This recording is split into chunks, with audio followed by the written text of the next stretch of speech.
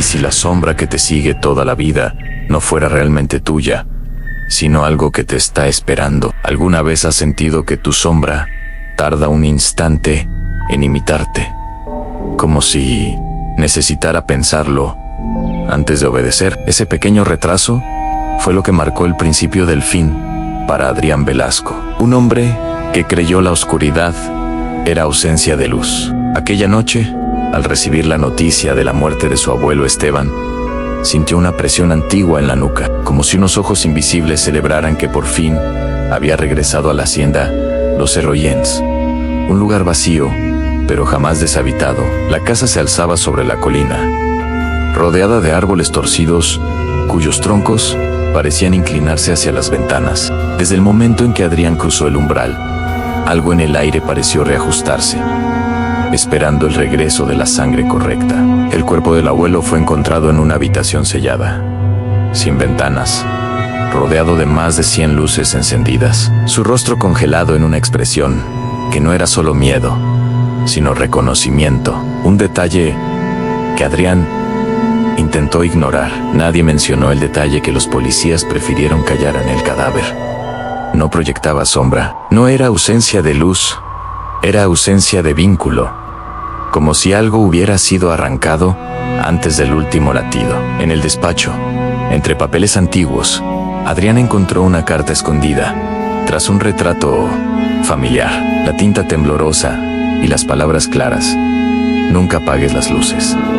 Si tu sombra se separa, corre. Aunque quiso reír, esa noche decidió probar que el miedo era una herencia que él no aceptaba. Apagó cada interruptor, uno por uno, dejando que la oscuridad reclamara la casa. A las 3 de la madrugada, despertó con la sensación de que el silencio tenía peso. Encendió la lámpara y vio lo imposible en su cuerpo en la cama, pero su sombra de pie en la pared, observándolo. Cuando Adrián se incorporó, la sombra no lo imitó de inmediato, lo hizo un segundo después, como si necesitara decidir si aún quería copiarlo. Ese segundo fue suficiente para fracturar toda lógica. La silueta inclinó la cabeza antes que él, y una curva oscura insinuó una sonrisa que no pertenecía a ningún rostro humano. Intentó convencerse de que fue un sueño, pero al día siguiente, el retraso persistía al caminar.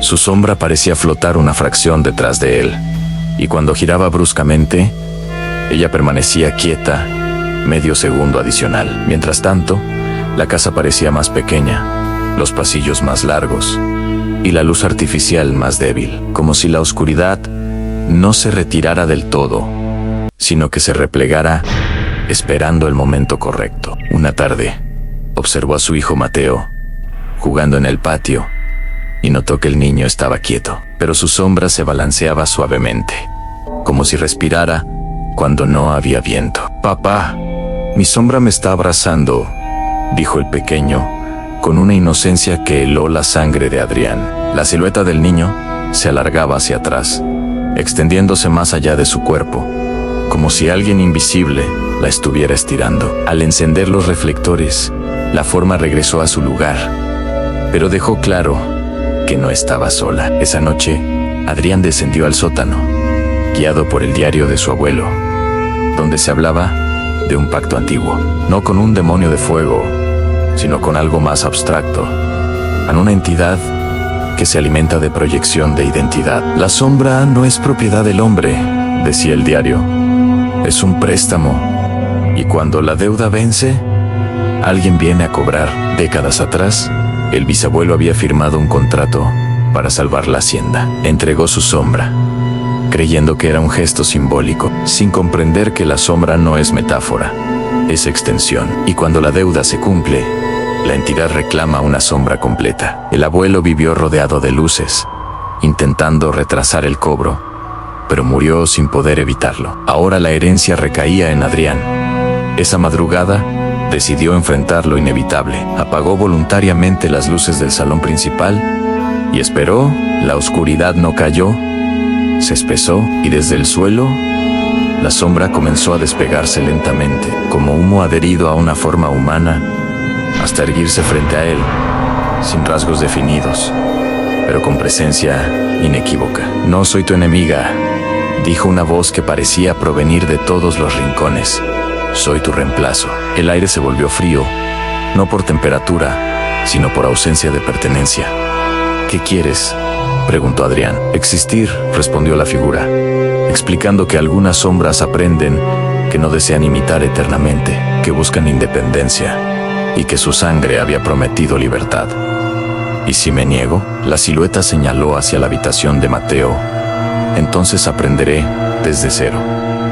La elección era clara. No se trataba de destruirla, porque destruir la sombra implicaba desarraigar parte del alma. Comprendiendo que la oscuridad no podía ser vencida, solo negociada, Adrián encendió una sola vela y caminó hacia el espejo antiguo del salón. Si quieres existir, hazlo conmigo, dijo, permitiendo que la sombra lo cubriera por completo. El dolor no fue físico, fue desintegración de memoria, fragmentación de identidad, una sensación de que cada recuerdo era arrancado y examinado por manos invisibles. Pero la vela permaneció encendida, y cuando el amanecer atravesó las ventanas, Mateo encontró a su padre inconsciente, con sombra normal, obediente, pegada a sus pies. La hacienda fue vendida meses después. La familia abandonó el valle y nunca se volvió a hablar del pacto. Pero desde entonces, hay momentos en que Adrián se detiene frente a la pared y siente que la silueta tarda un segundo más. A momentos en que, bajo ciertas luces, parece ligeramente más alta, más definida, más consciente. Y algunas noches, cuando el silencio es demasiado profundo, Mateo jura que ve dos sombras en el pasillo. Una pertenece a su padre, la otra parece aprender.